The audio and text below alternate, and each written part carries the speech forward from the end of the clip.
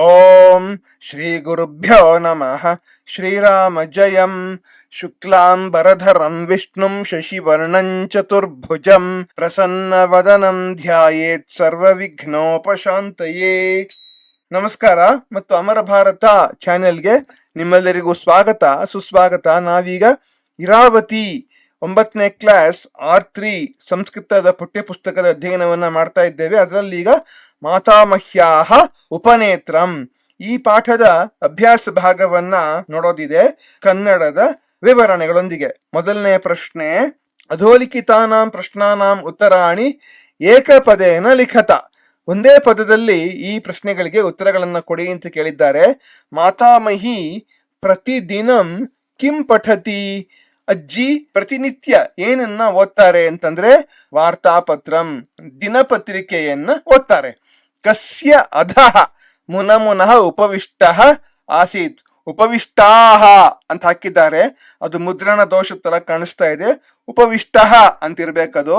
ಯಾವುದರ ಕೆಳಗಡೆ ಮುನಮುನ ಎಂಬ ಹೆಸರಿನ ಬೆಕ್ಕು ಕುಳಿತಿತ್ತು ಅಂತಂದರೆ ಪರ್ಯಂಕಸ್ಯ ಮಂಚದ ಕೆಳಗಡೆ ಮುನಮುನ ಎನ್ನುವ ಹೆಸರಿನ ಬೆಕ್ಕು ಕುಳಿತಿತ್ತು.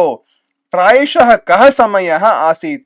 ಪ್ರಾಯಶಃ ಎಷ್ಟು ಸಮಯವಾಗಿತ್ತು ಅಂತಂದರೆ ಸಾರ್ಧ ಪಂಚವಾದನಂ ಬೆಳಿಗ್ಗೆ 5:15 ಗಂಟೆ. ಉಪನೇತ್ರಂ ಕಸ್ಯ ಪಾದಯೋಹ ಮಧ್ಯೆ ಆಸೀತ್. ಆ ಕನ್ನಡಕವು ಯಾರ ಪಾದಗಳ ಮಧ್ಯದಲ್ಲಿ ಇತ್ತು ಅಂತಂದ್ರೆ ಮುನಮುನಸ್ಯ. ಮುನಮುನ ಎನ್ನುವ ಹೆಸರಿನ ಬೆಕ್ಕಿನ ಕಾಲುಗಳ ಮಧ್ಯೆ ಆ ಉಪನೇತ್ರ ಅಂದ್ರೆ ಕನ್ನಡಕ ಇತು ಅಂತ ಹೇಳಿ. ಮಾತಾಮಹಿ ಪ್ರತಿದಿನಂ ಕದಾ ವಾರ್ತಾಪತ್ರಂ ಪಠತಿ. ಅಜ್ಜಿಯವರು ಪ್ರತಿನಿತ್ಯ ಯಾವ ಸಮಯದಲ್ಲಿ ದಿನಪತ್ರಿಕೆಯನ್ನ ಓದ್ತಾರೆ ಅಂತಂದರೆ ಪ್ರಾತಃ ಕಾಲೆ ಬೆಳಗಿನ ಜಾವ ಓದ್ತಾರೆ.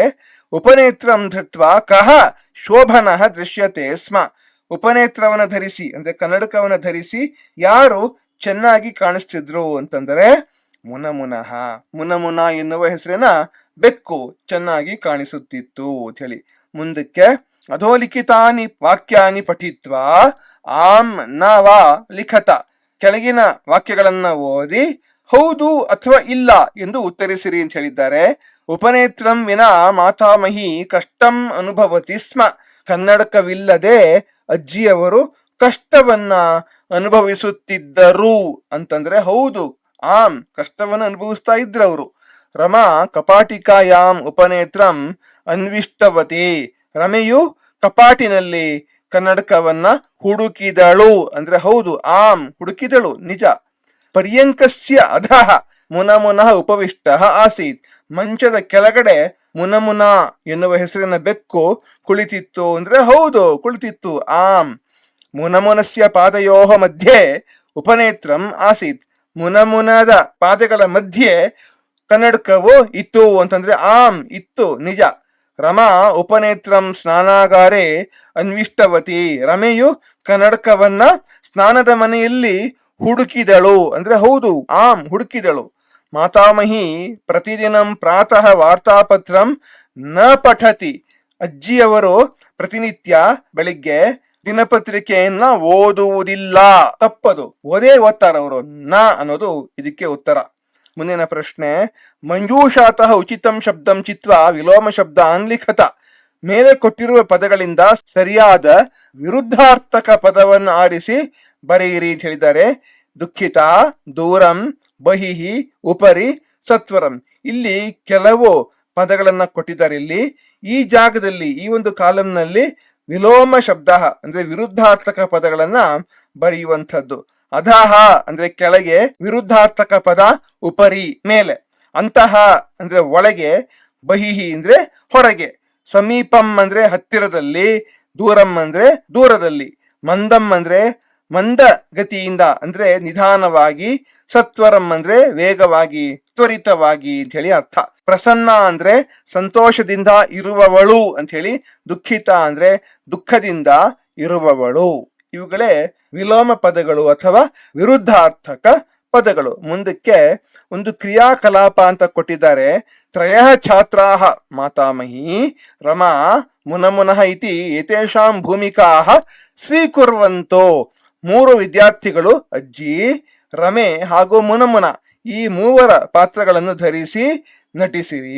ಕಥಾಯಾಹ ಪ್ರಮುಖ ಸಂವಾದಾನ್ ಸರಳ ಸಂಸ್ಕೃತೇನ ವದಂತು. ಸರಳ ಸಂಸ್ಕೃತ ಭಾಷೆಯಲ್ಲಿ ಮುಖ್ಯವಾದ ಸಂವಾದಗಳನ್ನ ನಿರೂಪಿಸಿರಿ. ಅಂತೆ ಮುನಮುನಃ ಉಪನೇತ್ರಂ ಧೃತ್ವಾ ಹಾಸ್ಯ ದೃಶ್ಯಂ ಪ್ರದರ್ಶಯಿತು. ಕೊನೆಗೆ ಮುನಮುನವು ಕನ್ನಡಕವನ್ನು ಧರಿಸುವ ಹಾಸ್ಯಮಯ ದೃಶ್ಯವು ಇರಲಿ ಅಂತ ಹೇಳಿದ್ದಾರೆ. ಇದನ್ನ ನೀವು ನಿಮ್ಮ ಶಾಲೆಯ ಮೇಷ್ಟ್ರುಗಳ ಒಂದು ಮಾರ್ಗದರ್ಶನದಲ್ಲಿ ಮಾಡತಕ್ಕದ್ದು. ಕಡೆಗೆ ಒಂದು ಪ್ರಶ್ನೆ, ಮಮ ಗೃಹಸ್ಯ ವಸ್ತುಸ್ಥಾನ ಸೂಚೀಂ ಪೂರಯತ. ನನ್ನ ಮನೆಯಲ್ಲಿ ಈ ವಸ್ತುಗಳು ಎಲ್ಲಿವೆ ಎಂದು ಸೂಚಿಸಿರಿ. ಕೆಲವು ವಸ್ತುಗಳ ಹೆಸರುಗಳನ್ನು ಕೊಟ್ಟಿದ್ದಾರೆ, ಎಲ್ಲಿರುತ್ತವೆ ಅನ್ನೋದನ್ನ ಇಲ್ಲಿ ಬರೆಯುವಂಥದ್ದು. ನಾನು ನಮ್ಮ ಮನೆಯಲ್ಲಿ ಆ ವಸ್ತುಗಳೆಲ್ಲಿವೆಯೋ ಅದನ್ನ ನಾನು ಬರೀತಿದ್ದೇನೆ. ನೀವು ನಿಮ್ಮ ಮನೆಗಳಲ್ಲಿ ಎಲ್ಲಿವೆ ಅನ್ನೋದನ್ನ ಕಮೆಂಟ್ಸ್ ಮೂಲಕ ನನಗೆ ತಿಳಿಸಿ ಅಂತ ನಾನು ಕೇಳ್ಕೊತೇನೆ. ಪುಸ್ತಕ ಇರೋದು ಎಲ್ಲಿ? ಉತ್ಪೀಠಿಕಾಯಾಮ್, ಮೇಜಿನ ಮೇಲೆ. ವಸ್ತ್ರಂ, ಬಟ್ಟೆ ಇರೋದಲ್ಲಿ ಕಪಾಟಿಕಾಯಾಮ್ ಅಂದ್ರೆ ಕಪಾಟಿನಲ್ಲಿ. ಸ್ಯೂತಃ, ಚೀಲ ಇರೋದಲ್ಲಿ ದ್ವಾರಸ್ಯ ಪೃಷ್ಠತಃ, ಬಾಗಿಲಿನ ಹಿಂದೆ ಒಂದು ಕೊಂಡಿಗೆ ಈ ಚೀಲಗಳನ್ನೆಲ್ಲ ನೇತಾಡಿಸಿ ಇಟ್ಟಿರುವಂತದ್ದು. ಪಾದತ್ರಾಣಂ ಅಂತಂದ್ರೆ ಪಾದರಕ್ಷೆ ಇರೋದಲ್ಲಿ ಗೃಹಸ್ಯ ಬಹಿಹಿ, ನಮ್ಮ ಮನೆಯಲ್ಲಿ ಪಾದರಕ್ಷೆಗಳು ಯಾವಾಗಲೂ ಮನೆಯ ಹೊರಗೆ ಇರುವಂತದ್ದು. ಘಟಿಕಾ ಅಂದ್ರೆ ಗಡಿಯಾರ ಎಲ್ಲಿದೆ ಅಂದ್ರೆ ವಾಲ್ ಕ್ಲಾಕ್ ಎಲ್ಲಿದೆ? ಭಿತ್ತವ್ ಅಂದ್ರೆ ಗೋಡೆಯ ಮೇಲೆ ಇದೆ ಅಂತ ಹೇಳಿ. ಇಲ್ಲಿಗೆ ಈ ಒಂದು ವಿಡಿಯೋವನ್ನ ಮುಗಿಸುವ ಸಮಯ ಬಂತು. ಈ ಒಂದು ಪಾಠವನ್ನೇ ಮುಗಿಸುವ ಸಮಯ ಇದು. ವಿಡಿಯೋ ನೋಡಿದ್ದಕ್ಕೆ ನಿಮ್ಮೆಲ್ಲರಿಗೂ ಕೂಡ ಧನ್ಯವಾದಗಳು. ಲೈಕ್ ಮಾಡಿ, ಸಬ್ಸ್ಕ್ರೈಬ್ ಮಾಡಿ, ಶೇರ್ ಮಾಡಿ.